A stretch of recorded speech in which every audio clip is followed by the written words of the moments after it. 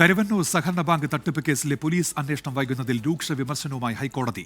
രേഖകളെല്ലാം ED കൊണ്ടുപോയെന്നാണ് സംസ്ഥാന സർക്കാരിന്റെ മറുപടി. ഇതിനിടെ മുൻ മന്ത്രി AC മൊയ്തീൻ, CPIM മുൻ ജില്ലാ സെക്രട്ടറി MM വർഗീസ് എന്നിവർ ഉൾപ്പെടെ 20 പേരെ പ്രതി ചേർക്കാൻ ഇഡിക്ക് അനുമതി ലഭിച്ചു.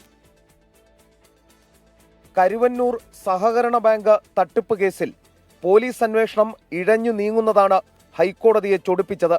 4 വർഷമായിട്ടും അന്വേഷണ പുരോഗതി ഉണ്ടാകാത്തത് എന്തുകൊണ്ടാണെന്നും ആളുകളെ കൊള്ളയടിച്ച സംഭവമല്ലേ എന്നും കോടതി ചോദിച്ചു. ഇഡി വളരെ കൃത്യമായി അന്വേഷണം നടത്തുന്നുണ്ട്. ഇങ്ങനെ പോയാൽ കേസ് CBIക്ക് കൈമാറേണ്ടി വരുമെന്ന് കോടതി മുന്നറിയിപ്പ് നൽകി.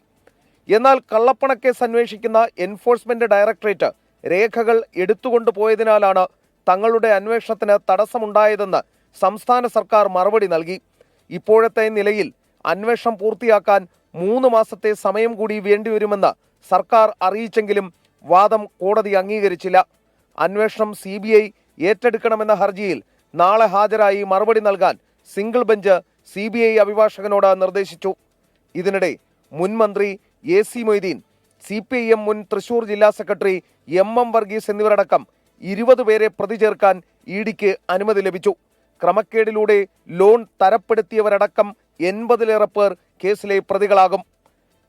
ശ്രീകാന്ത്, 24, തിരുവനന്തപുരം.